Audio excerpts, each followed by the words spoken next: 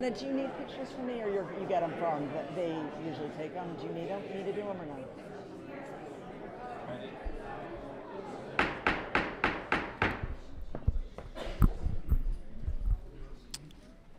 We can start with that. We got all these swearing. I will call the council meeting of September 11th, 2024 to order. Will you please rise and join me in the Pledge of Allegiance?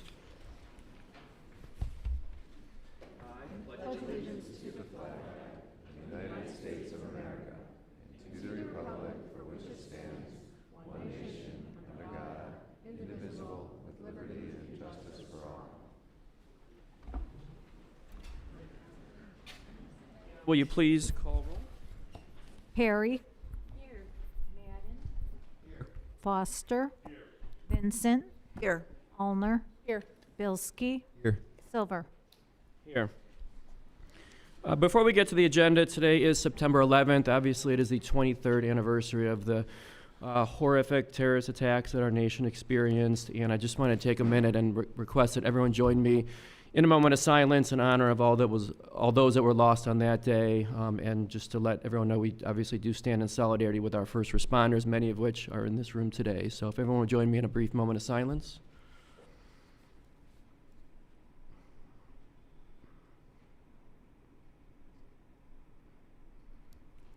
Thank you.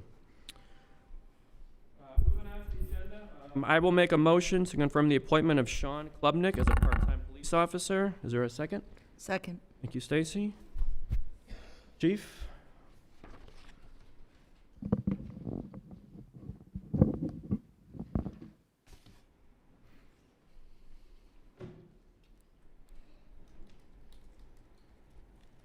Mayor and council, it is my honor to introduce you to Sean Klubnik. I'd like to read a little bit about him right now. Sean comes to us with over 30 years of successful law enforcement experience working for the city of Bedford. He retired in March of this year. Of those 30 years, 25 were spent in the Detective Bureau. His goal was to become a detective from the day he started working as a patrolman, wanting to see cases successfully investigated and help victims seek justice. Because of this, he is able to develop great rapport with victims and suspects, leading to successful prosecution. Sean has investigated incidents from the most minor up to homicides and everything in between.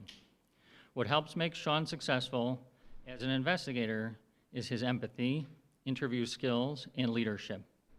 What gives Sean the most sense of accomplishment as a detective is the thanks he receives from victims and their families.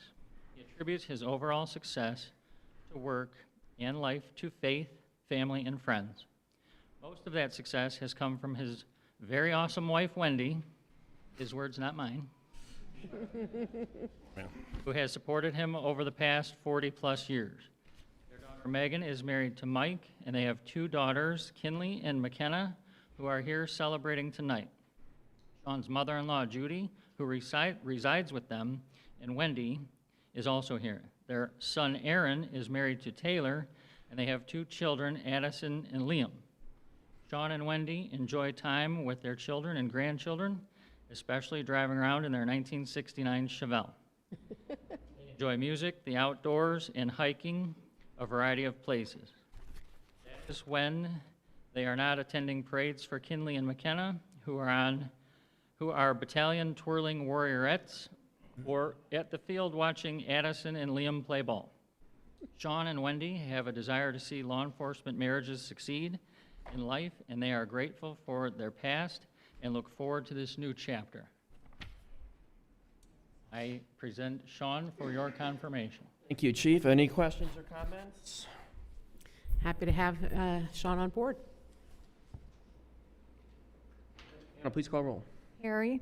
Did you say yes? Yes. Madden. Yes. Foster. Yes. Vincent. Yes. Allner. Yes. Bilski. Yes. Silver. Yes. Sean, Is he going to do the oath of office? I was going to say, if you want to Who is he? John, administer can the you oath. join me up here at the podium along with your wife? Your daughter? Oh, okay. Aw. Nice. My oldest granddaughter, she's going to have the honor today. I'll present you with the badge, and then we'll do the honors here. Raise your right hand and repeat after me. I state your name. I, Sean Cloven. Do solemnly swear. That I will support the Constitution of the United States. Constitution of the State of Ohio. The rules, regulations, and charter of Orange Village. And that I will faithfully, honestly, and impartially. Discharge my duties. As a detective of the Orange Village, State of Ohio. During my continuance in said office. Congratulations.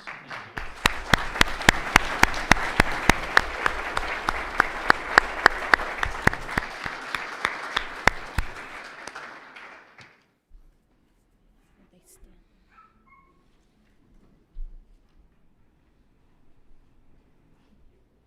So you sign the paper here, there's two of them, and then you can go down the line and Just, accept the congratulations of our consul. You. He.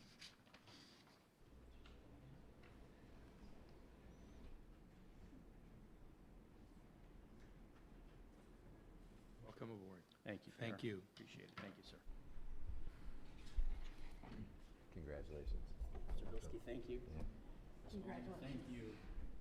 Ms. Vincent, thank you. Congratulations. Thank you. Mr. Doherty, thank you. just a Congratulations. Thank you. Appreciate it. Congratulations. All right, awesome. Jerry, thank you. welcome. Okay.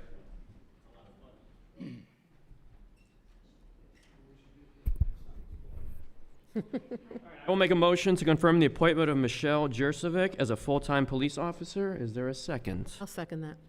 You, Kim? Chief? Another wonderful human being that has come to our police department.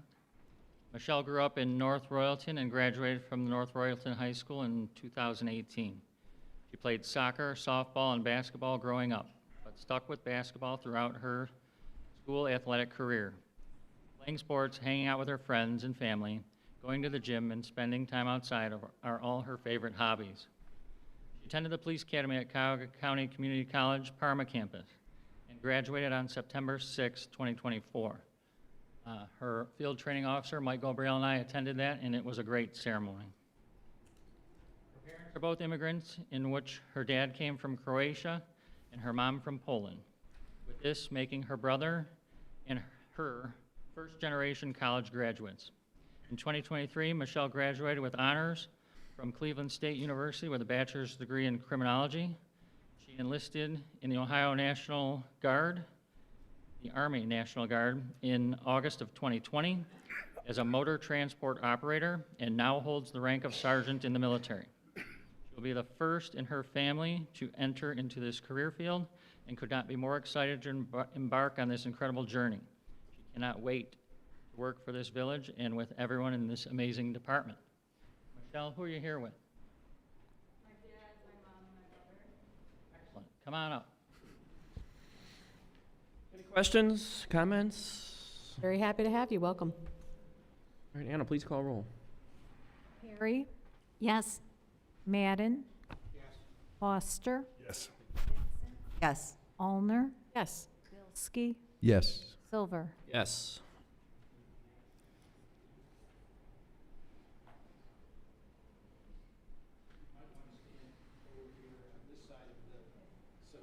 In the camera.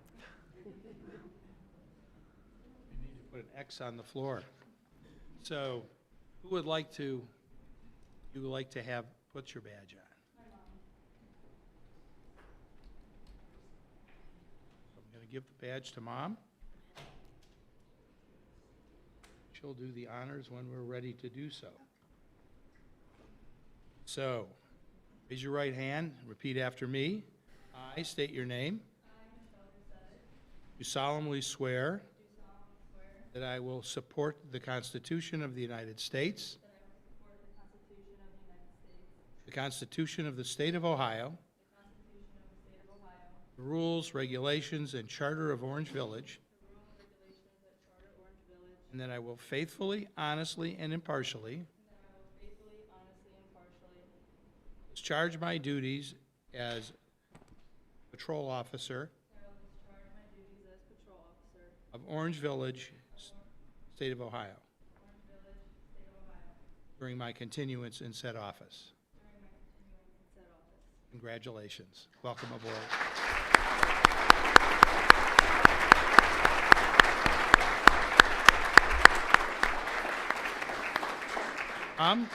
Do the honors.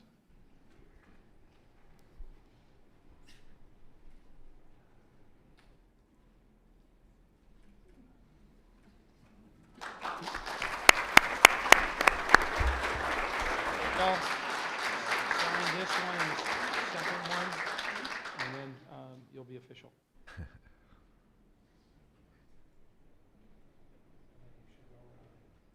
Welcome to the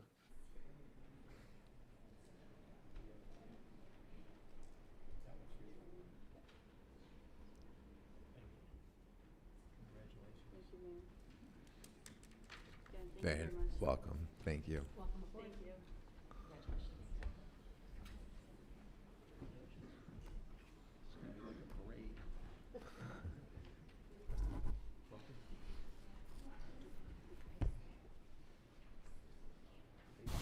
face the music.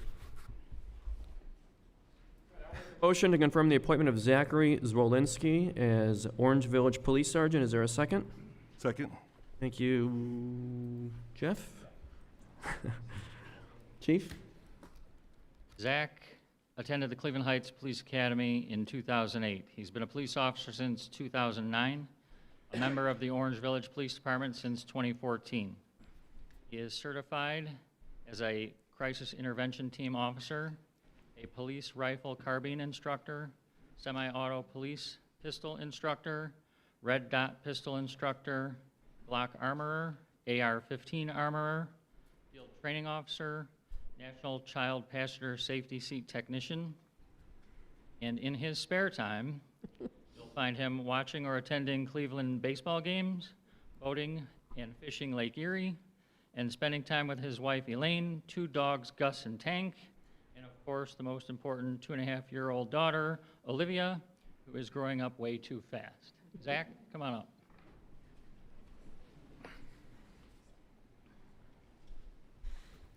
Any questions or comments? Anna, please call roll. Perry? Yes. Foster? Yes. Vincent? Yes. Allner? Yes. Bilski? Yes. Silver? Yes. Turn around a little bit, facing, so that camera can see you. There you go. Okay, I'll come over here.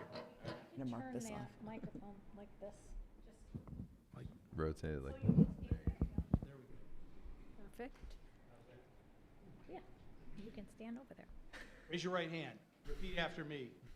I Look at this. state your name. I, Zach Zwolinski, Do solemnly swear do solemnly swear support the Constitution of the United States, that I will support the Constitution of the United States, the Constitution of the State of Ohio, the Constitution of the State of Ohio, the rules, regulation, and charter of Orange Village, the rules, regulations, and charter of Orange Village, and that I will faithfully, honestly, and impartially that I will faithfully, honestly, and impartially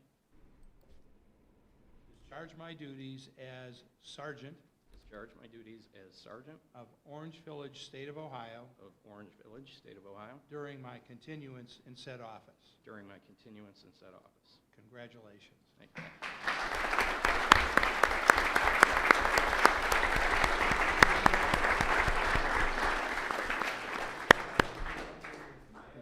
My wife and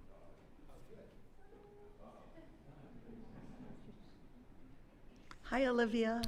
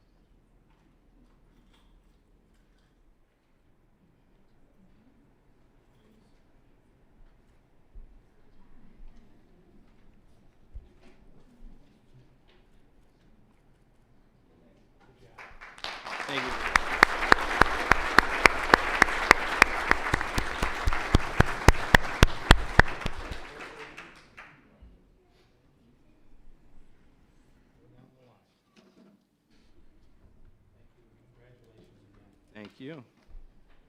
Congratulations. man. By the time we're done with this, we'll get it figured out.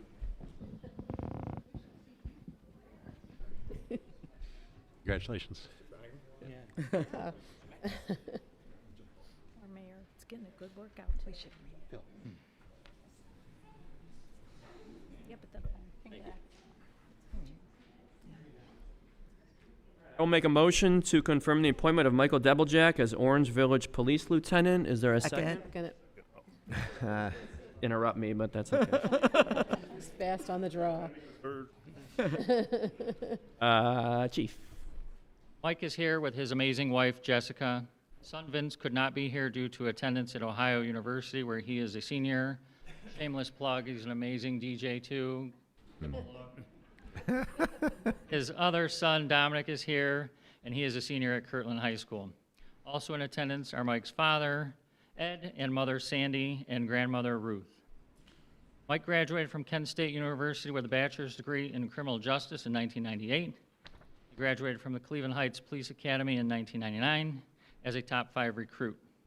Mike was a special agent with the Lake County Narcotics from 1999 to 2000. He came to the Orange Village Police Department in 2000 and has been on the Orange Village Fire Department as a firefighter EMT ever since.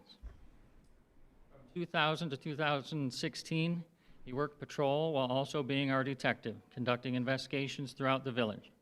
In 2016, he was promoted to sergeant while managing and supervising the Detective Bureau. From 2018 to 2021, he became our first full-time detective sergeant and worked a large volume of cases that led to convictions. From 2021 to present, he supervises a patrol unit and continues to be active with the Detective Bureau during large-scale call-outs. Mike is a member of the Valley Enforcement Group SWAT team and has been for 20 years. He is a member of the Valley Enforcement Group Investigators Unit and is a team leader for the Valley Enforcement Group Missing Persons Unit.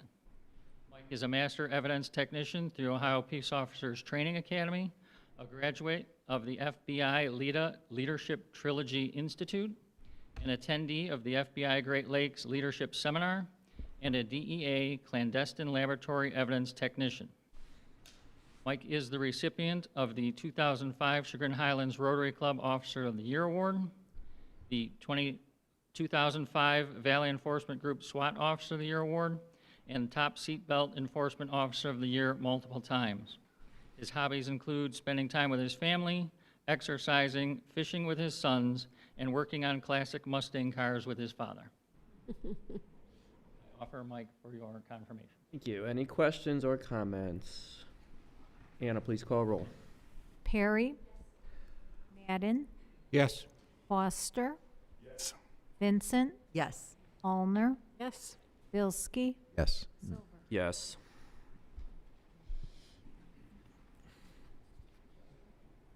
Do the honors?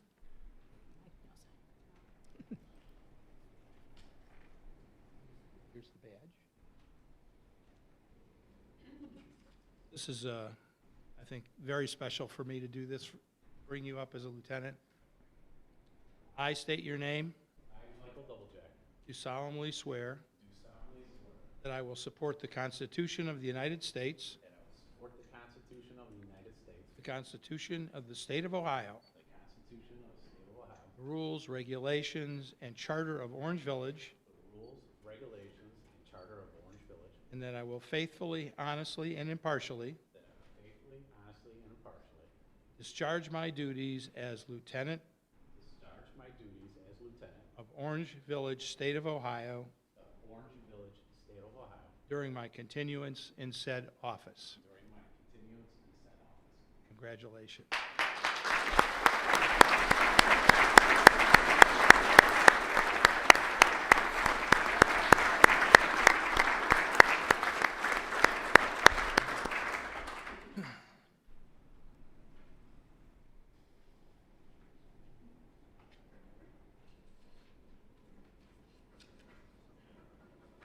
Pretty flamboyant signature for an insurance man. Jessica? Did will you do- do- Do you want to do the badge first? He's gonna make, the badge, then do the deed. Can't go out there without a badge.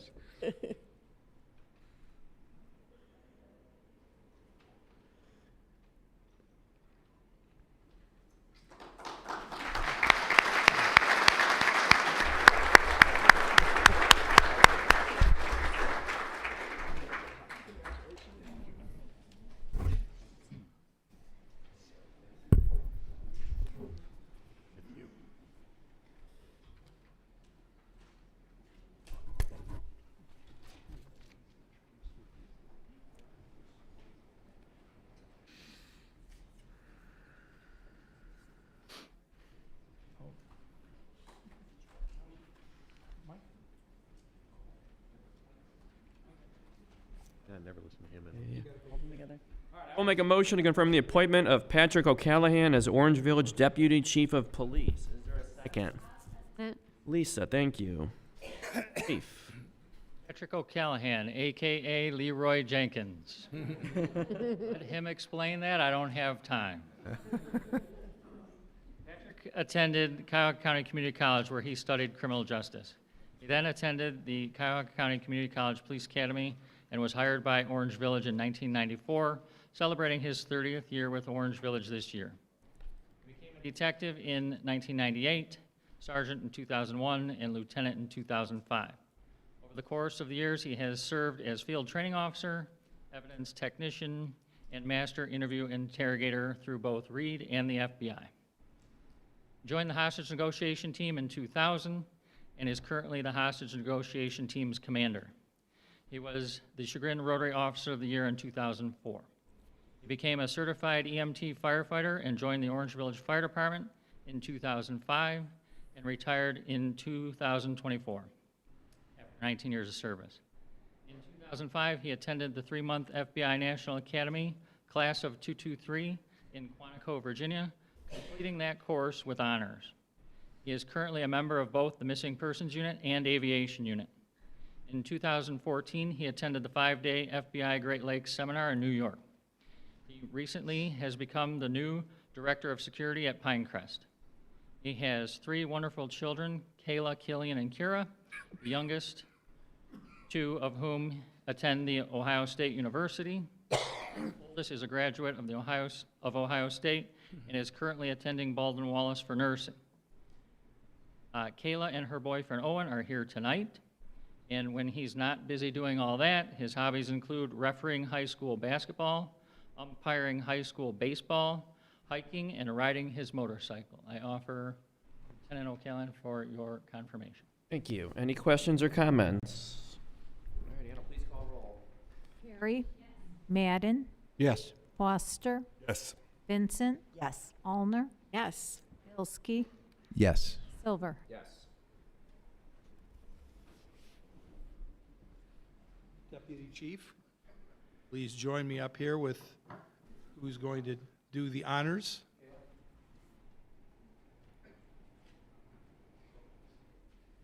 Thanks.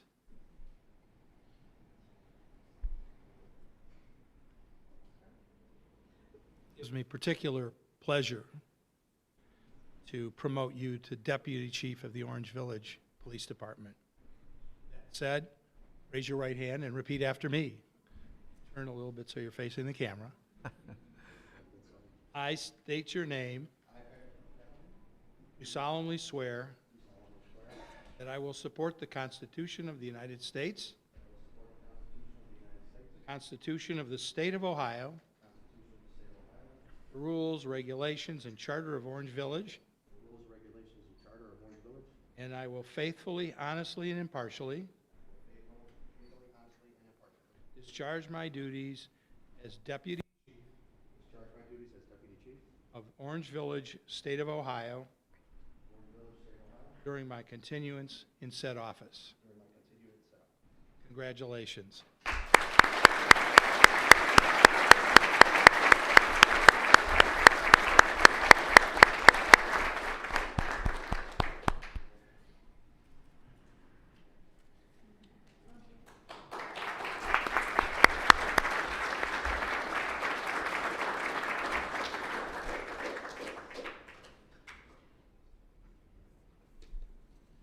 Thank you. Congratulations.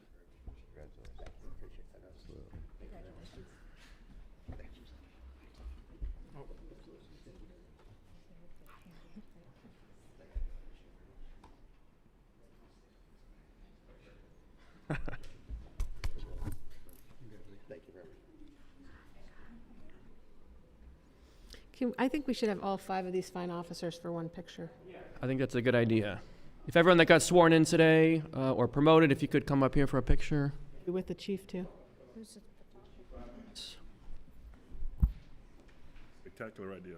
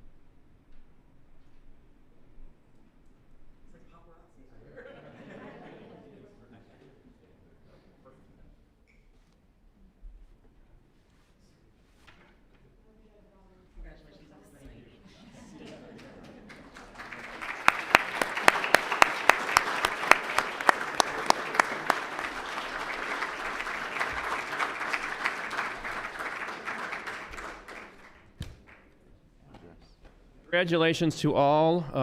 While our audience members are certainly welcome to stay for the rest of the meeting, if you're only here for the police appointments, and if you wish to exit, now would be a good time to do that. If there are refreshments, please save some for us. And now it's empty.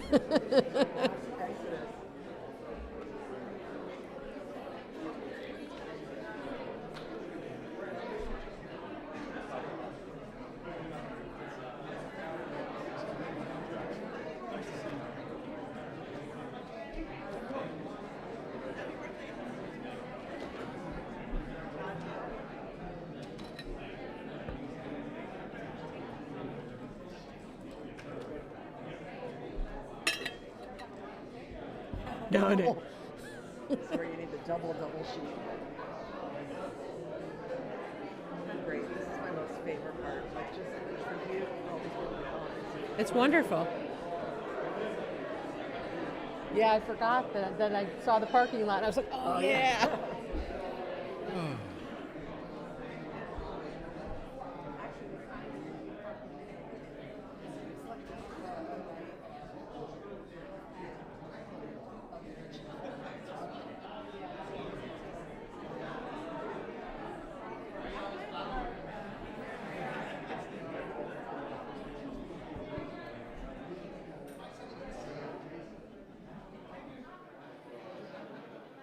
Bedford Court.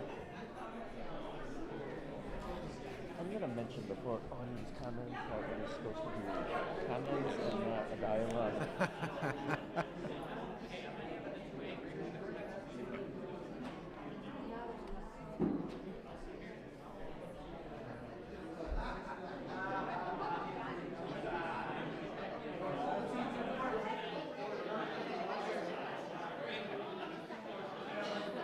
The water. I'm It's so cold and dry in here. It's very cold in here.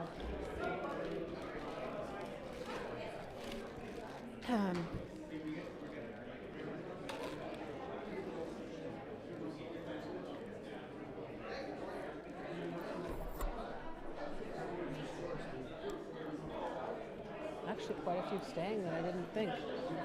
Something's up. New Nate game. So,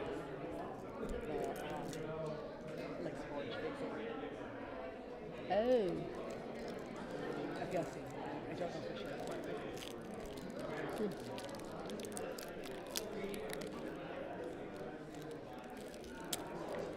always surprising what people are. I thought that was first reading. It is to go over to planning and zoning. She went to get a sign-in sheet.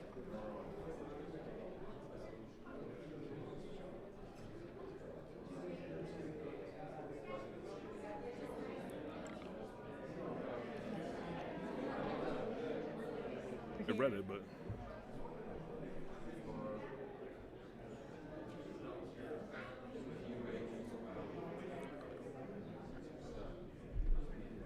into him.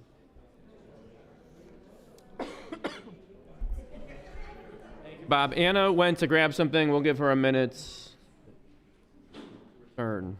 So much more power.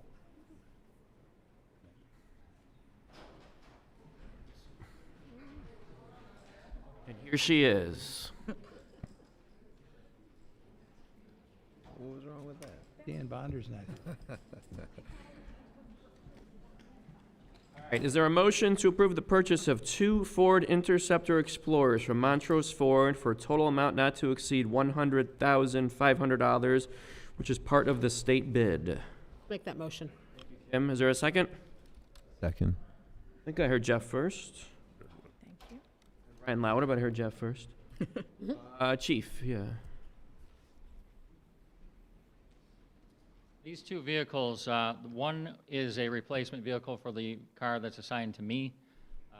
That I received with just under 100,000 miles on it. It's 10 years old.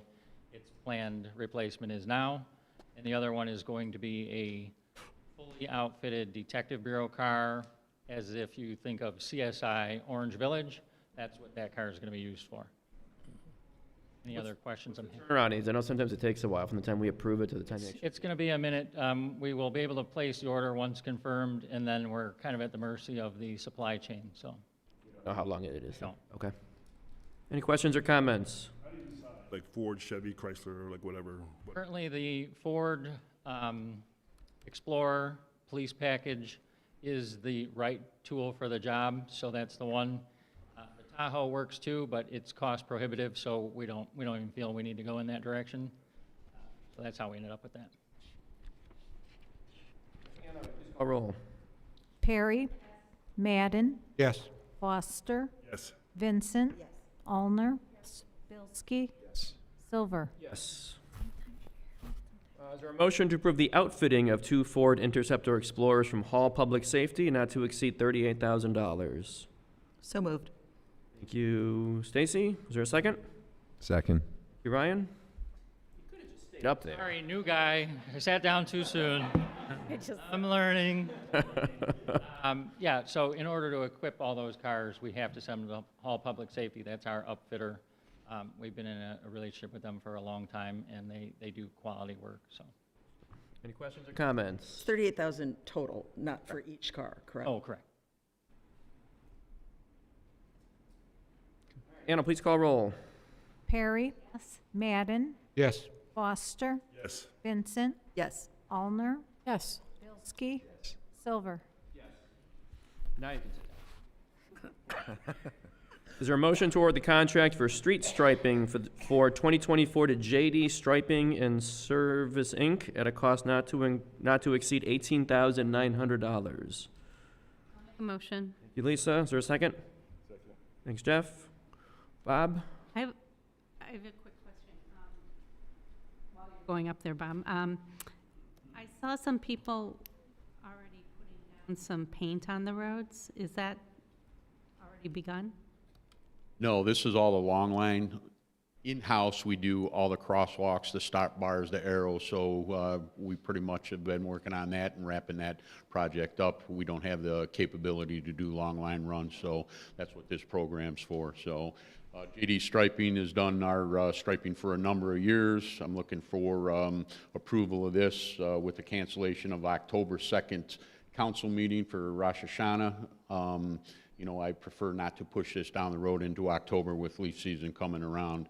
So we did reach out to another company, and after a couple of weeks, we have still not received a quote for it. So my recommendation is the approval of JD Striping for long line striping. Entire community? No, it's not every street. We go ahead and we do an inspection. With the light winter we had last year, most of the lines on the side streets are in good shape, so this is basically all our long line main roads with certainly with the traffic impacts how much and longevity of the striping. Questions or comments? Anna, please call roll. Perry? Yes. Madden? Foster? Yes. Vincent? Yes. Allner? Bilski? Yes. Silver? Yes. Is there a motion to approve the treasurer's report for July 2024? Lisa, is there a second? Second. Thank you, Stacy. Dana's not here tonight. Lisa, I believe you'll be presenting this? Give a brief version of what we discussed in Finance Committee this evening. So, cash summary for all of our bank accounts is $17 million, and we are tax well. Can you make sure you speak in the microphone? All right. Should I go on to the tax administrator's report? Sure. We Well, actually, wait, hang on. No, we need, that's a separate motion. Yeah. Are there any questions on the treasurer's report? Now, please call roll. Perry? Yes. Madden? Foster? Yes. Vincent? Yes. Allner? No. Yes. Silver? Yes, question? No. All right. Is there a motion to move the tax administrator's report for July 2024? Is there a second? Second. Thank you, Ryan. Lisa? Okay, so for our tax administrator's report, gross taxes collected for all of July is $637.09. $637.96.03, and we are about $15,000 increase from this time last year. And at the bottom of the report, we are very neck and neck with our budgeted gross tax collections. We are currently at $4,547,364.81, and that's about $73,000 above last year at this time. All right, thank you. Any questions or comments? Where did the growth come from? Probably individual tax collectors, but since Dana's not here, I'll decline till next month to answer that question. We can ask again. Just to make one adjustment, you commented 73,000 ahead of last year. It's 73,000 ahead of budget for the 24, but it's actually about $250,000 below last year at this time. Thank you. Just to clarify. Thank you, Ryan. Any other questions or comments? Anna, will you please call roll? Harry. Madden. Yes. Foster. Vincent. Yes. Allner. Yes. Bilski. Yes. Silver. Yes. Discussion of the bills to be paid in the month of September in the amount of $642,967.49 and additional August expenses in the amount of $69,710.31. Any questions or comments? I had some questions. The Singerman Mills, Desberg and Counts, I apologize, I'm sure I just butchered that. Monthly retainer, what does that include? Includes defined term, ordinary services, attendance at meetings, phone calls, preparation of ordinary legislation, basically anything but litigation and certain other things that are accepted from the retainer. Certain other things would be accepted from the retainer. Special projects approved by the mayor.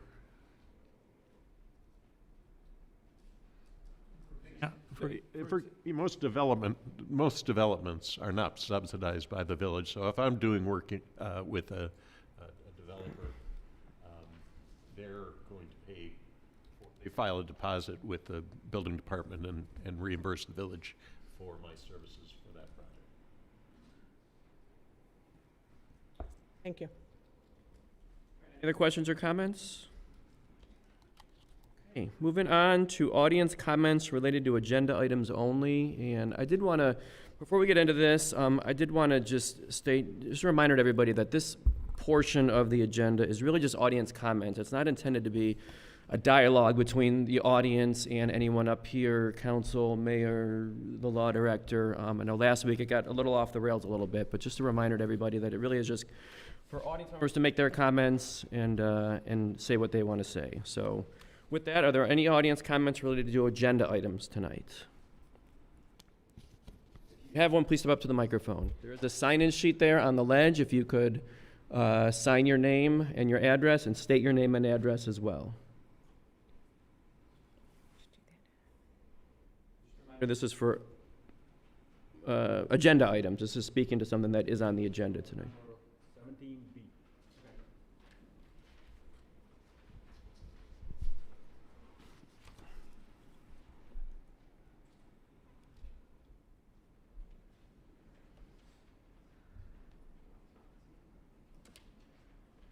So I'm a resident of, my name is Rajesh Pidikiti. I live in 495 Crystal Lake Drive North, Chagrin Falls, Ohio 44022. This is regarding ordinance 2024-23. So we are not aware that this, when we bought the property in Lakes of Orange, that this is going to be expanded. And also, the builder is not giving up his, he is a management company, he owns everything. So basically, he's treating like us as a residence as, what do you call, it's private property. We don't have any rights there. He just retaliates and sends a lawsuit letters if you say anything against the discrimination. So just to be everyone aware of that. Okay, thank you. Any other audience comments related to agenda items? Okay, moving on to old business, ordinance 2024-18, an ordinance amending, yes?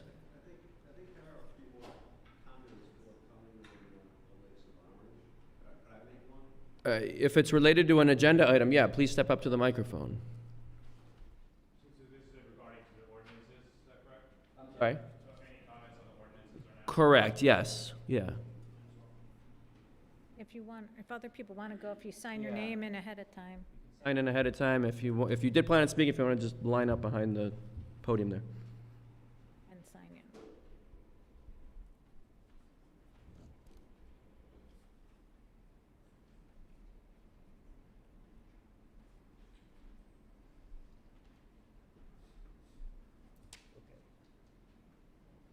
Hello, my name is John Cobe.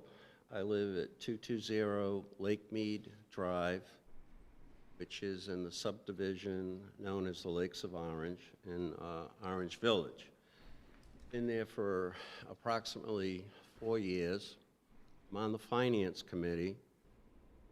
I feel like I'm heavily involved in various aspects of what goes on within the community, trying to be a solver, trying to help solve problems as they come up. The main reason I'm here tonight is I'm asking for the council to consider the problems that we have at the Lakes of Orange. I think they are many, but to give them a major category, I would say they're organizational problems, how it is run. There's financial problems on how I believe things are budgeted and how expenses are allocated to the residents. That's a personal opinion. I'm not an accountant. I feel that as a HOA resident, we should be happy where we live. We should enjoy where we live. And I really think it's fair to say, I would say the majority of the residents are not happy. The reason they're not happy are many, but just to give you one or two quick examples. If you were sitting at your home, you got an email from the developer, and it said,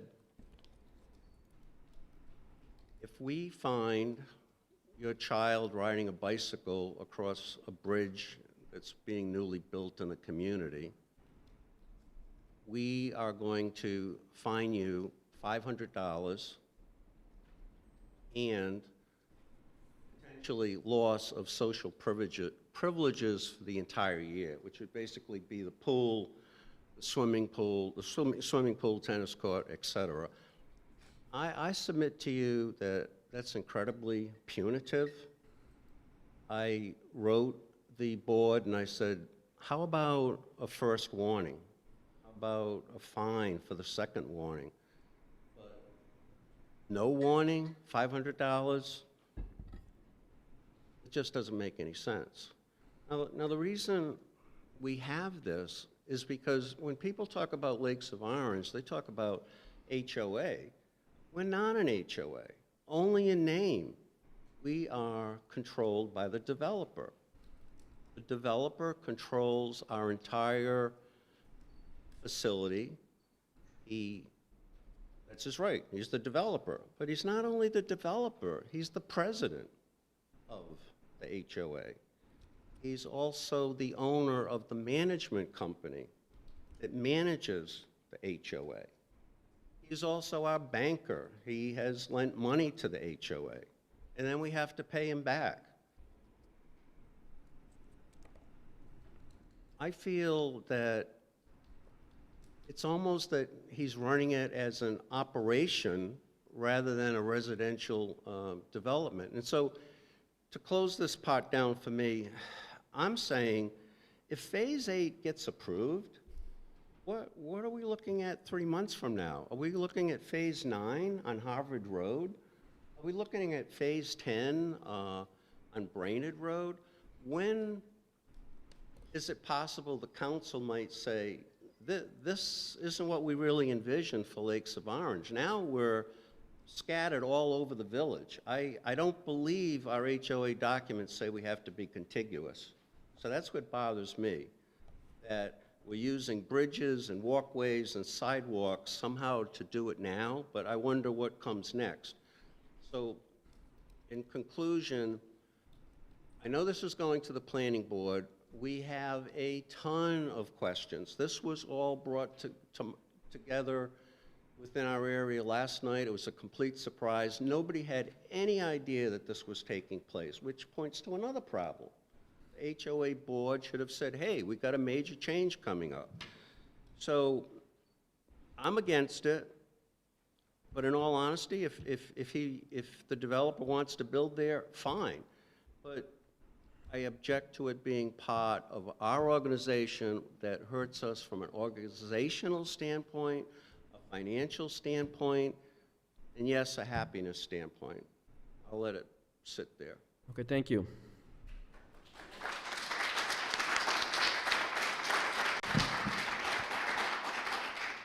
Hi, Laura Adams. I'm at 324 Lake Victoria Court. I'm in the HOA as well. I fully support everything that John has just said. I know this is not a time to get questions answered, but as John said, there are a lot of questions to be answered, like what is the criteria that gets used to determine whether or not this can get approved.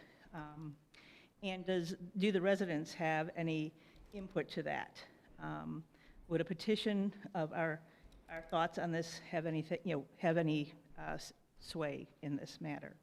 So that's just a couple of the questions. And if there's a way to submit questions for additional details, I'd like to know what that is. You can email any one of us through the website. Our emails are posted on there. That's probably the best way to do it. And do we know when this decision will be made by? It's going to planning and zoning after this meeting, so sometime in the next couple months. Thank you. This will go to planning and zoning. There'll be an opportunity for discussion at that time, and then it will come back to council, and there'll be an opportunity for further discussion.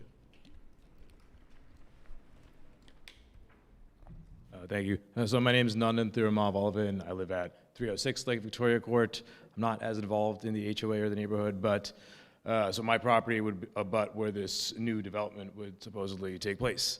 So I am very opposed to it for a couple of reasons. First, when we moved in and we bought the house, we were told that that whole area was a conservation easement.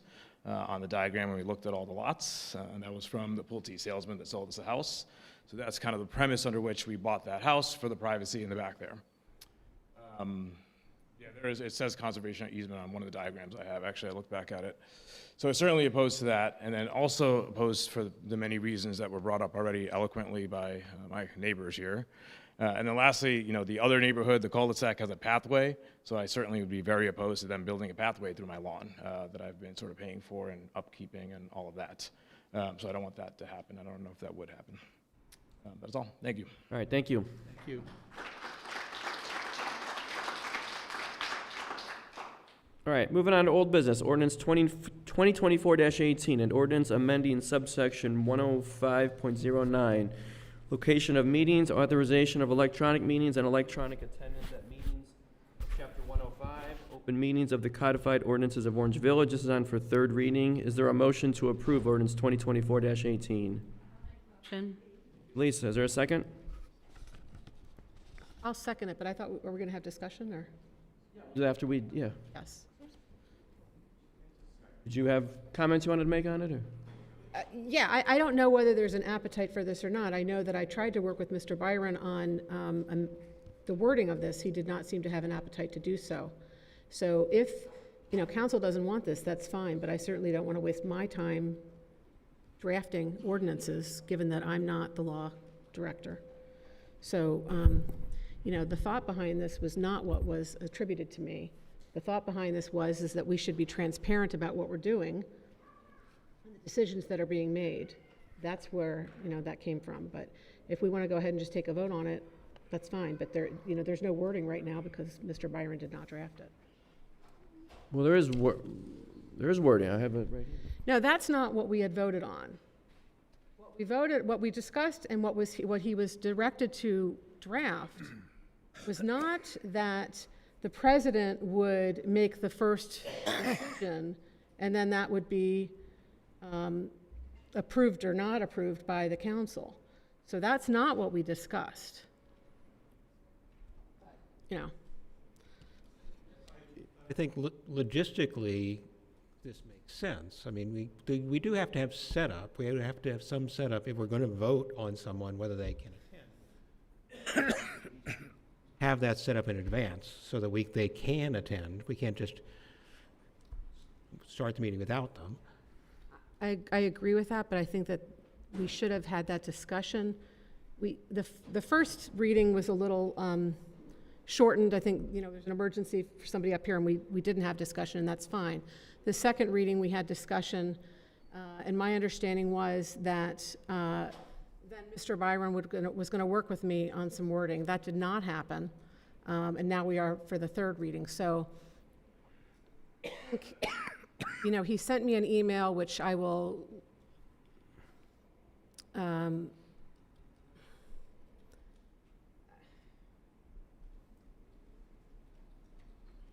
I'll leave out reading his email, which I thought was inappropriate, but Did you the best that he could come, you know, either we can table it or we can see if there's interest in having the wording drafted by our law director. I'm not the law director, so, you know, the best that he could come up with was that the council president must arrange to permit an absent member to attend a meeting remotely, subject to a majority of council shutting the connection down if they don't want the remote member to attend. That's his email to me. You know, I'm concerned that if we have a discussion and we took a vote, and the vote was, if I recall correctly, 7-0, that he was to draft an ordinance. What came back to us were, 6 words crossed out and changed from a previous ordinance, and then he says that doesn't exactly meet our requirements. Then I get an email that attributes something to me that was not anything that I ever said as to the reasoning behind it. So I am concerned about that. He was directed to draft something that was not drafted. We are now sort of messing around with an ordinance that already pre-existed. If that's what we want to vote on, that's fine. But I have concerns about the way this was handled.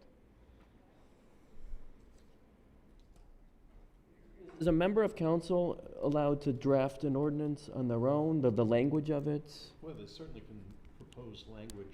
What I was requesting is what the policy was that was being requested, and I didn't get that, so. What I did was my best effort to have council confirm or reject the council president's initial administrative determination. As we discussed last time, it's difficult to get people together to have a council meeting to say, yes, we're going to have a remote council meeting.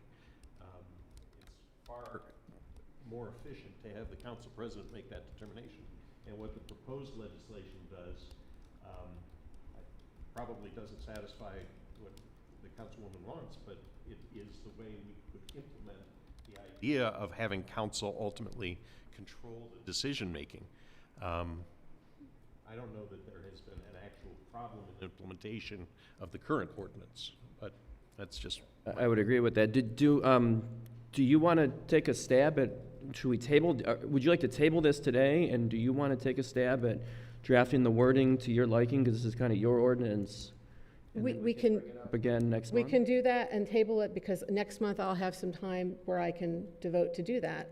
But my preference would have been that Mr. Byron would work with me, and his email did not indicate that. So I'm happy to table it, and we can bring it back up, and then prior to that meeting, circulate wording. That's fine. Is there a procedure to table this, Steve, that we Yeah, need? just take a motion to table it. Okay. I would like to make a couple comments too. Go for it. Okay. First, it seems like our council has gotten very much in the habit of having a special meeting during our work sessions to advance legislation quickly through our process. We used to only advance legislation if it was an emergency, and it had to go through faster than the required 3 months of readings, which really only gives you 2 months to look at a piece of legislation. I feel that this legislation was rushed because we had no discussion at the first reading, because we didn't know anything about it. And then at the second one, it was only a week ago. But that leads me to say that I think the council president who sets the agenda needs to consider whether or not this is just basic housekeeping and it could be advanced quicker than normal. But there is a real reason that we take the 3 readings in 3 separate months to discuss things that could potentially be big changes to our process, to our laws, and all that.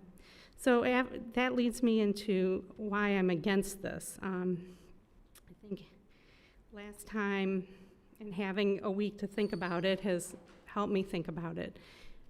I think that we don't need this. I think that there's a reason that we should be in person, we should be face-to-face with each other, and it was only during COVID that the government allowed the potential to take that face-to-face away for the pandemic, and it was for a period of time.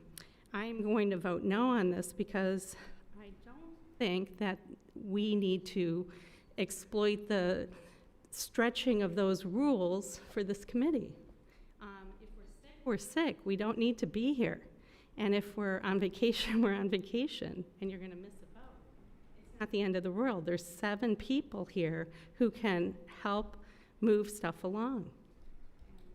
It's not down to just one person and one vote. So I will vote no again for this, no matter how it's written. Sorry. It's fine. That's my opinion.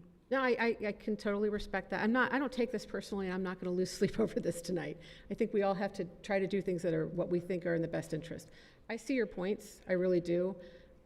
I also think it's a little odd that people can attend remotely, but on the other hand, I know that, you know, sometimes meetings are called that were not scheduled in advance, and in that instance, I think it's a little unfair because somebody might have already planned to be out of town on something that's important for their life or their family, and I respect that.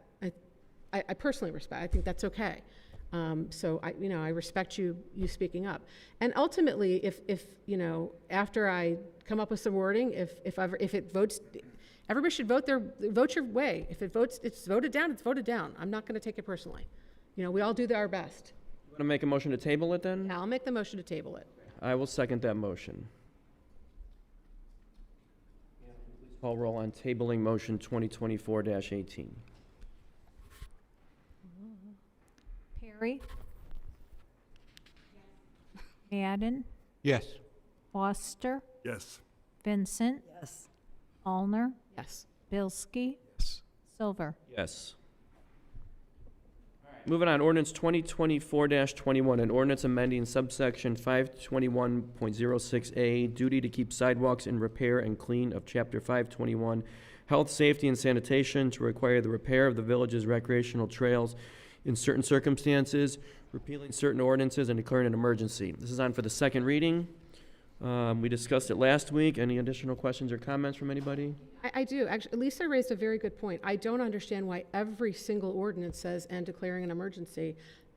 To me, this does not look like an emergency, and I don't think it has to be. I think that as council people, and I hope people respect that, many of us have day jobs as well, so sometimes it is rather rushed to make everything an emergency, and I don't think it's necessary. An emergency means it takes effect as soon as we vote on it. I understand that. We're not voting on it and the third It's reading. still going to be 3 immediately, though? Yeah, it'll still be on for 3 readings. It just takes effect immediately, not 30 days after we vote on it. And I apologize, then, am I misunderstanding? Suspension of the rules is when we vote on it, the first reading. Okay. It's not being requested here. Yeah. Any questions or comments? All right, moving on. Ordinance 2024-22, an ordinance amending Chapter 1375 tree preservation of the codified ordinances of Orange Village and declaring an emergency. This is on for the first reading, and it will be referred to the Planning and Zoning Committee. You want to speak to this, Judd? Planning and zoning undertook the task of revisiting our tree preservation ordinance to look for a better way to manage the process, to identify what developers need to provide for the village to understand the extent to which they are removing trees and how and where they are going to replace them. There was a subcommittee of the Planning Commission, including Mark Majeski, our planner, Kathy Moran, our landscape architect, Bob McLaughlin, our building commissioner, and Tim Bissler, the village's arborist, and myself. And we all worked on this together and developed a number of iterations. And this is, at this point, we want to refer it to Planning Commission for a final look and development of it, because it's going to be critical for a number of projects that are coming forward, not the least of which, and most importantly, is the Omni development at Harvard. They need to have this legislation in place so that they can submit their final development plan, which includes the tree preservation plan. There are other projects that may be forthcoming that will need to also comply with this, and it's important for us to get it on the books so that we can have this tool to work with in the community. It will be referred to the Planning Commission, and there'll probably be a couple of meetings on that to go through the details of it. It's a rather lengthy document. Just say something about the formatting. I got the first half of the formatting done on the ordinance that came over from Mr. Majeski. Before this thing gets finalized, you'll have it in the complete format that will look like it can be put into the code book. Questions or comments? All right, moving on. Ordinance 2024-23, an ordinance approving the subdivision plat for Phase 8 of the Lakes of Orange development. This is on for first reading, and it will be referred to Planning and Zoning Commission. Any question? Anyone want to comment on this one? Yeah, one of the things that, this is the formal legislation to allow the split of the lots. A separate action will be taken by the village to authorize the expansion of the Lakes of Orange Homeowner Association. The declarant, which is the Master Association, the developer, has the right to add property to the association under the declarations that all the property owners receive when they purchase lots in the subdivision. And so the only question is, will council approve this to go through as a subdivision plat? And if it does so, we'll be essentially consenting to allowing this to be added to the subdivision, the master development. You clarify then the concerns that some of our residents raised about this. Would that affect the one that's on here now, 24-23, or would that be the second part of it? No, if you approve the subdivision plat for Phase 8, you will be giving consent to, and the mayor would be able to sign the consent document. As Mayor Mulcahy, you may recall, you approved Phase 7, which is off of Emory. Right. After council approved that subdivision plat, the mayor had the authority to sign the addition of the new homes into the master development. So Plat 8, if I'm correct, it's kind of on the southern portion. It's like behind the gas station and Swedish Solution along Miles Road. It's a little bit west of. It's immediately to the west of Swedish Solution. Okay. So north of Miles. Yes. Yeah, but kind of along Miles though too. Correct. And there's no direct connection to the other phases of lakes, is that correct? A vehicular connection I don't know if they're planning on putting in pathways. Of course, the bridge was installed to 7. I don't know if something similar can be done here or is in the plans. It's not a part of this request. So, is there a public hearing, or this is 100%, goes to planning and zoning, and then this comes to council? So, these good people have their chance to be heard just by coming to council? Planning and zoning. Planning and zoning. Is that, No rezoning, so there's no public hearing. I just want to make sure I'm yeah, because I don't want to screw this up. I want to make sure I understand what the process is. So if anyone has concerns, then I think it's very fair to say that they have every right and should contact every member of council and the mayor, as well as the members of the Planning and Zoning Commission, to share their concerns. Is that a fair statement? Well, I think the easiest way to do it would be to come to the meeting and be heard. Absent that, certainly sending a written comment to the chair to be read at the meeting would work. I just want to, I don't attend the Planning and Zoning meetings. Planning and Zoning goes and does their thing, then they take a vote, and then that comes to us.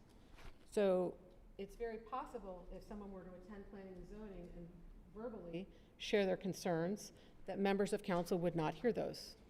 So It would be in the minutes. It would be heard. We do have minutes from those meetings, and I'm on planning and zoning, and I highly encourage you, when this comes before, we meet the first and third Tuesday at 7 o'clock at the building offices. When this comes up and we do put on an agenda in advance, please come and share your thoughts. That's very helpful to us. It's not really, that's not the time for it, unfortunately. Minutes, Yeah. there's an opportunity for the Yeah, audience. we'll have a set, many of us stay after the meetings.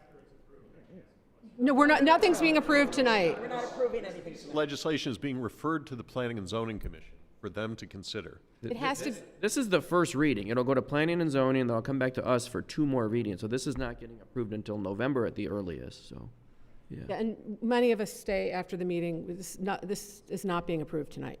Planning and zoning meetings are also open for folks to come and voice concerns as well, right? Yes. Section 18 of the agenda here, it's for audience comments related to matters which advance the good of the village. You're welcome to speak then, so coming up in a few minutes here. All right, any other questions or comments on ordinance 2024-23? Okay, resolution 2024-11, a resolution authorizing and directing Mayor Judson Klein of Orange Village to complete all actions necessary to submit an application for the 2025 Cuyahoga County Community Development Supplemental Grant Program and declaring an emergency. Chief Roberts, did you want to speak to this? We discussed this last week. Yeah, like we discussed last week, this is the project that we want to seek funding for one way or another. It relates to the speed monitoring signs that tell you how fast you're going on our arterial roadways. I want to buy 8 of them to put them in each direction on the 4 main arterial roadways. And I'm here to see if this body agrees that we seek this grant to fund it.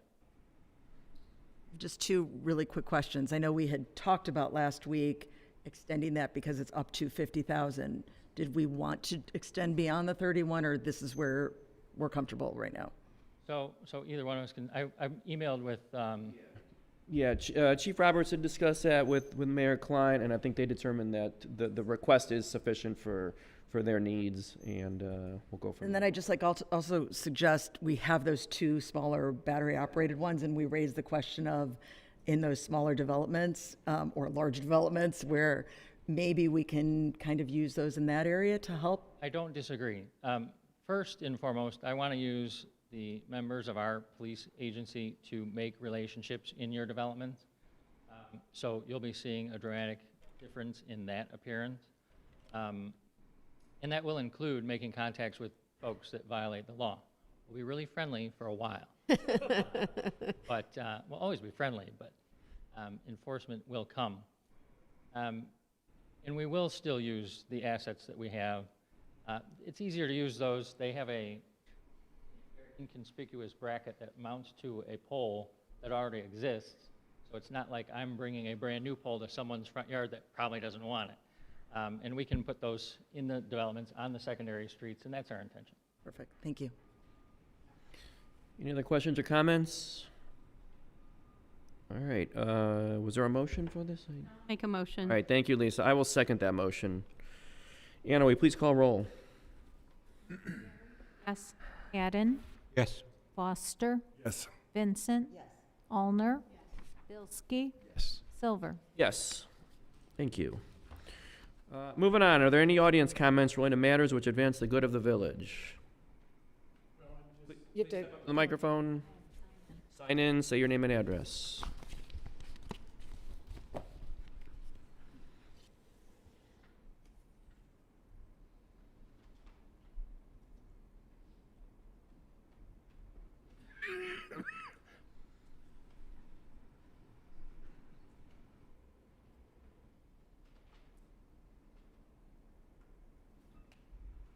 So Eric Blumenthal, 480 Crystal Lake Drive in Lakes of Orange. So my question is, it was submitted to the village, the plan for Phase 8. Does that automatically get, from you guys, in lack of a better term, approved to go to the planning committee? The procedure is it goes to them first. This was the first reading. It automatically goes to them. If they approve it, it comes back to us for a second reading, and then the third reading, which we would vote on it at that time. And how long of a process is this? It'll go to planning and zoning this month. Second reading would be at the October meeting. Third reading would be in November. Planning and zoning does meet on Tuesday, this coming Tuesday, so you know. And again, I think if you have objections to it, I think your best course of action would be to attend that planning and zoning meeting. Is there also a chance that planning and zoning ever takes more than one meeting for the review of these types of things? So it might not be Tuesday and done. Under the charter, technically, Yeah. and we don't see it with this type of piece of legislation, but theoretically, they have 90 days to review the matter and make a recommendation to council. Is there room, does it seem that there are a lot of people that are not happy with the situation? Move it over to the larger chambers as opposed to over there? It's a great suggestion. You know, because We've it had- seems like it's going to be. Yeah, we've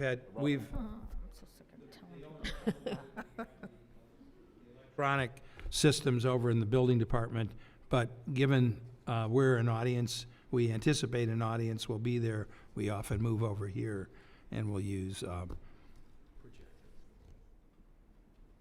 So, my name's Kevin Gregory. I'm at 454 Crystal Lake.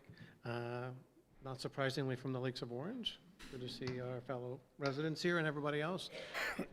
As a voter of every election, but not really involved in this aspect of how it all works, this is my first time. And I guess I'm just trying to understand, what is it that you consider as our representatives about adding new areas? Because when I look at where that plot of land is for residential, the property value there will devalue all of our property values, if that's a part of Lakes of Orange. It will be, it's under the 422 overpass, Mr. Byron. I know you're a little confused about the Swedish Solutions, 422 is right there. You build a house there, nobody wants to live there. So if we're looking to raise income taxes or bring, it seems like a commercial, which is currently zoned for, I drove past it today on my way home from the airport, right from the airport to here. You know, commercial buildings raise more revenue than residential houses. We should be finding a development person to identify resources to put a commercial building there, not more residential land. I mean, we're adding more lots over here, and we talked about the relative value of being high-end homes coming into our community, and that area is not gonna do that. So I guess I'm just trying to figure out what all of you evaluate when you're making a decision coming back from the planning and zoning, or is it more, we just read and then we approve? I mean, I don't understand how this process works, so anything that you can share would be helpful. Like I stated earlier, this is not intended to be a dialogue between residents and members. How about this? I'll ask you to think about what you're doing. Fair enough. Good. Looks like we have one more.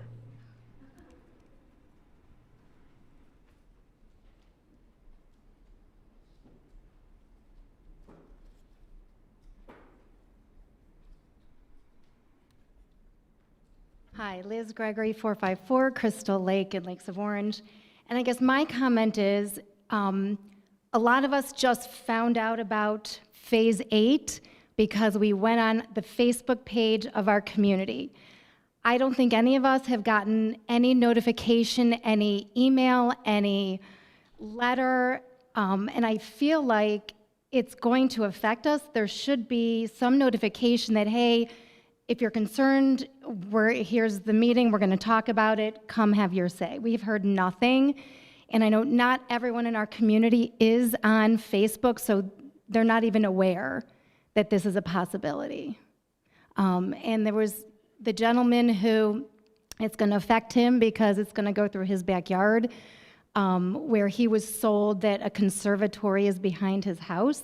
A lot of us were told a conservatory is behind our house, and now I'm kind of worried how much of it really is a conservatory, because some of what they plowed under to make the path for Phase 7, a lot more was plowed than we were told and then what was in writing. And Bennett Rubin, who was one of the representatives, he was very vocal in saying they plowed way more than we were promised. So whatever is written is not necessarily what's done, but I think every single home that is in the Lakes of Orange should receive a letter that this is when, like, speak now or forever hold your peace kind of thing.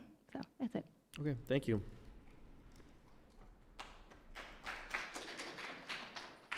All right, moving on. Mayor Klein, any comments? I got a few. First of all, I want to begin by congratulating our newly promoted officers and newly hired officers. May they serve Orange Village with courage and dignity. May they be safe in the conduct of their duties. I very much appreciate their service to our community. Second, the community-wide survey has been completed. It's being reviewed by the committee that was involved in developing it and will be presented at council on October 9th.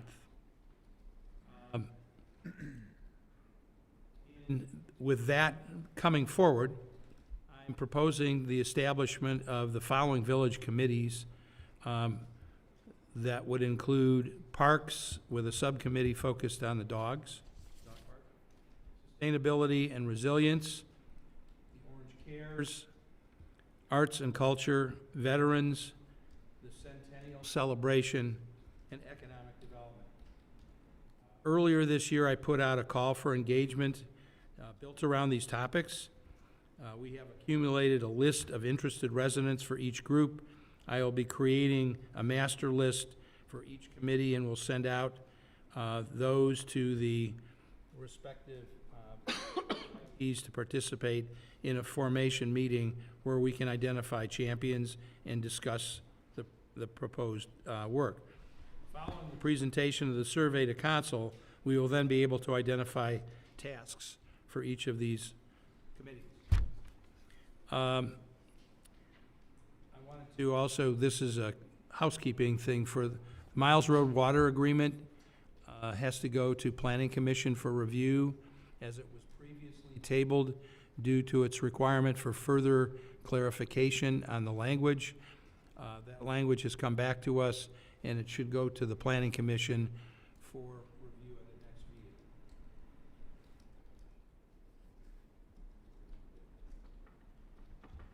It's 20. No, it's 2023. So, with that being said, I'd like to ask for a motion to recommit to sending that to the Planning Commission for final review. So moved. I'll get the language right for the ordinance. For that right now? You're looking for that motion right now? Can you elaborate on, like, what exactly this is? What? When council had the matter in front of it, it referred the ordinance to the Planning and Zoning Commission. When it got to Planning and Zoning, it got sent over to Solon for some renegotiations. As I mentioned earlier in the evening, planning and zoning has a 90-day window to take an action, and we're past that. So council has the authority to give them more time, and if you just, it's ordinance number 2023-11. It should be a motion to authorize the Planning and Zoning Commission to take 30 days to consider the matter. And this is under Article 3, Section 12 of the Charter of the Village. This water agreement revolves around the replacement of the water line on Miles Road. With many of you who live along Miles Road, it's had a number of problems over the years with breaking. It's in the process of being designed and is planned for construction next year. We need to commit to the agreement between the two communities so that it can move forward and back to the Cleveland Water Department. Does that summarize it, Bob?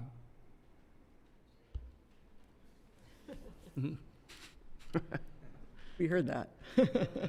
Say yes. It's pretty much, yeah, it was brought to us. The water main currently is in the city of Solon.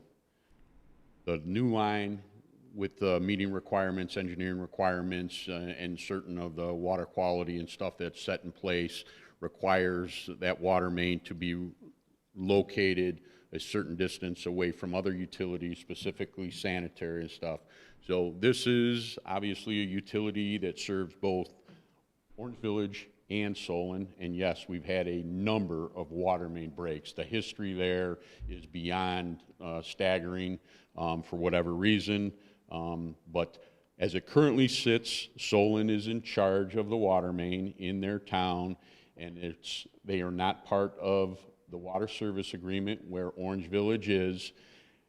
It will go into our town. The city of Solon will pay for all of it, and then there'll be a request by this body that would go to Cleveland Water, and we would ask them to put this as an asset utility in Orange Village. So that then puts onus on CWD as a member and an asset under the water service agreement, that if the line needs to be replaced years down the road, that's who would pay for it and cover it. All the routine, regular repair and maintenance and stuff like that, replacing of hydrants, would act as it does now. Through the village, when we have those issues, they take care of that. But in order to do that, you know, certainly Solon wants to have this agreement in place that basically says we're permitting them to go in, and we had certain things myself and the village engineer brought up that was sent to the Planning and Zoning Commission in regards to that, some suggestions before we would give it a recommendation. They've amended those changes. Village engineer has looked at that, and that's where it's now going to back to P&Z for review and approval. Do you have any concerns from what you've seen of the plan? No, they addressed what our concerns were, and a lot of it had means and measures and exactly where the trench was and what the replacement of the roadway is, and certain things that fail safe for Orange Village, meaning that engineers going to have final review and stuff like that, and certainly some housekeeping stuff of, you know, every project we have observation by the engineer's office. So who's doing observation for the project? And certainly, you know, as another community, nobody wants an open checkbook if it's coming in our town and somebody else is paying for it, and we say, just do this and send them the bill. So it cleans up all that stuff. I also might add to that, we received a grant from the Cuyahoga County to pay for the repaving, along with Solon, that will take place once the line is replaced. Yep, a portion of it, we were ordered $250,000. That was for calendar year 25-26. The intention for the water main, if Solon keeps on schedule, Burgess and Nipel is doing their design work. They have full intentions of doing the water main in 2025. They would do a trench repair on the asphalt. It would sit for a year, which does it well for any kind of settling, and then we would go ahead with the $250,000 along with whatever we need to do with our infrastructure to cover the rest of it, and we would do the asphalt. So water main, just a reminder, will go from the Warrensville, Bedford Heights Corp line, Orange Village, Solon, up by Naaman Parkway, and goes all the way to Harper Road.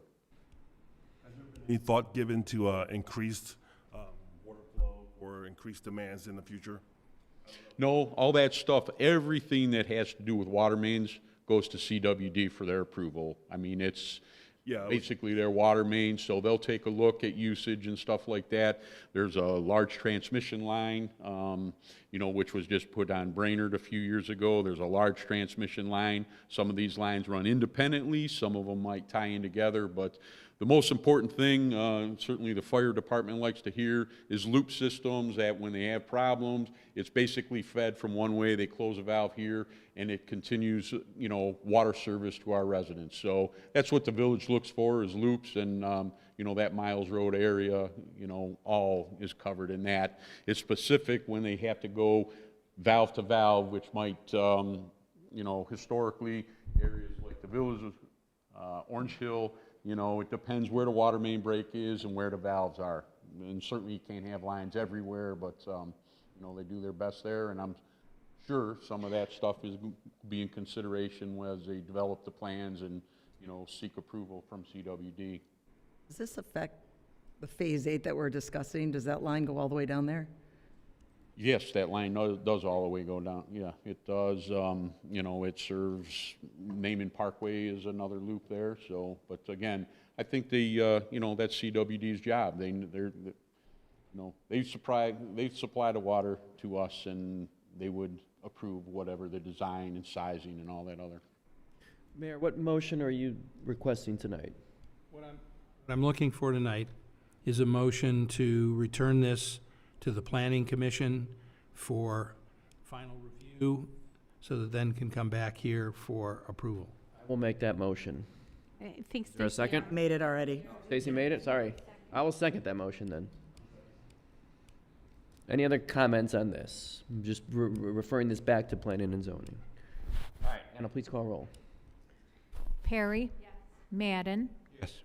Foster? Yes. Vincent? Yes. Allner? Yes. Bilski? Yes. Silver? Yes.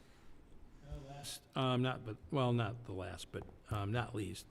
In the next few weeks, the quarterly newsletter will be coming out. And included in the quarterly newsletter is a coloring contest on the back page for children to compete for pizza. So when you get it, if you have young kids, what was the age on that, Anna? We say 4 to 10. That was it. 4 to 10. If you have a 4 to 10-year-old child, you might want to have them enter the contest and win you a pizza dinner. The last thing I wanted to mention is I very much appreciate all my neighbors from the Lakes of Orange attending the meeting tonight to express their concerns about what's happening with the lakes. I have to admit to you that I have to recuse myself from any discussion on it because I am affected by it. Thank you. Thank you. I just want to congratulate our new police officers and the ones that received their promotions tonight.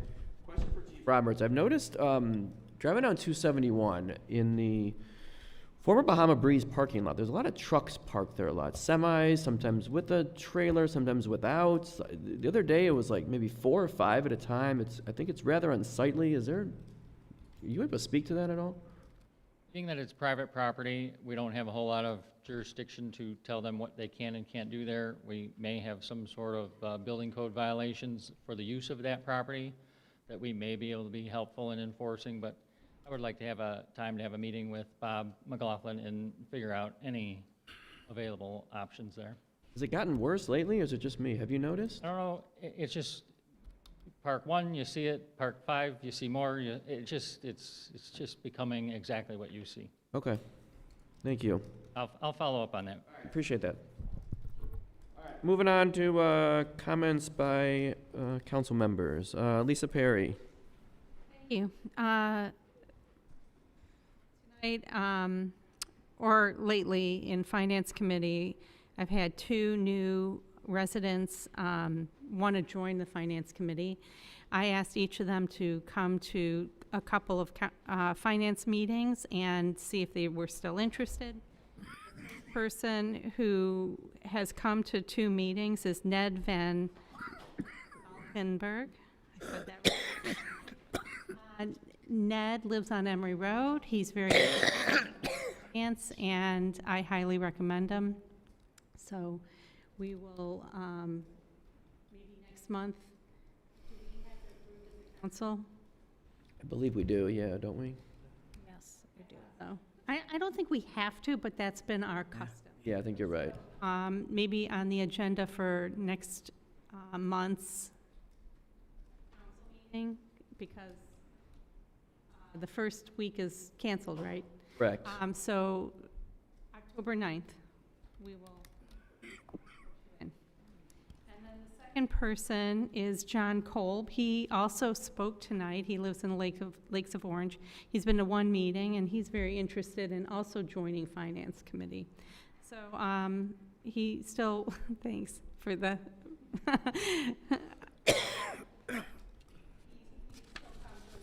and then we'll ask for council's approval to have him join Finance Committee too.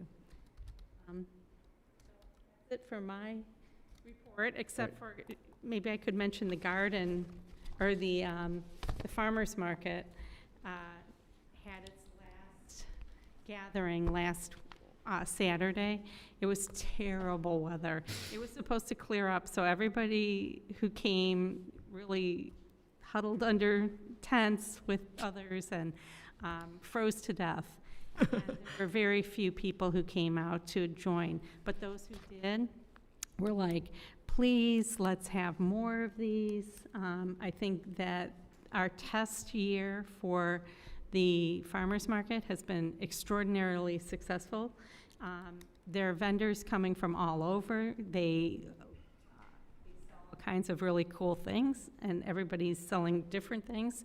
It may need some tweaking this winter on our process, so I look forward to meeting and helping set that process, what it will look like, what the fees will be, who will be in charge of what, and look forward to helping with that this winter.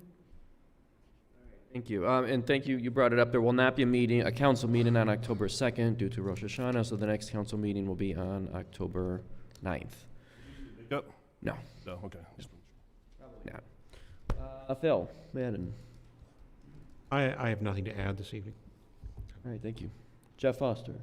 Just in the spirit of 9/11, I just think that everybody should remember our firefighters, policemen, military members, and realize that freedom isn't free, no matter how much we think it is. It's really not, and a lot of people have given their time so that we can sit here tonight.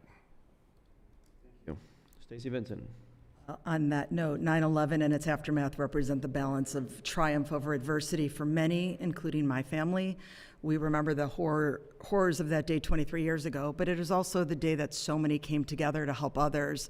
It's also the day my son, on his first birthday, took his first steps. So I will talk about that in a moment, but I will begin with a reminder to never forget. With special gratitude to those first responders who sacrificed everything that fateful day, I also want to thank all of our newest officers and the officers who assisted at the schools today. As many of you know, at approximately 10:30 this morning, the schools received information regarding a potential safety issue from an off-campus building on Chagrin that sent an alert call to law enforcement. Out of an abundance of caution, the campus went into a shelter-in-place, which was communicated to students and families. Law enforcement immediately came to the buildings for presence and safety checks. As it was a shelter-in-place, teaching and learning continued, and police maintained their presence on campus through the all-clear, which occurred just before noon. Law enforcement noted that they believe the construction noise prompted the initial report. Construction not on our campus, off campus.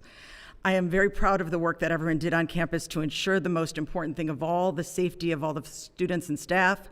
I also want to read a very short note from one of the school's staff members who gave me permission to share, who said, I would like to give a big shout out to all of the officers in our surrounding communities who went above and beyond today to keep us safe. I know that I and so many others are grateful for the response of all of our safety officers. The superintendent also sent a letter, which I will give to Anna to put into the record.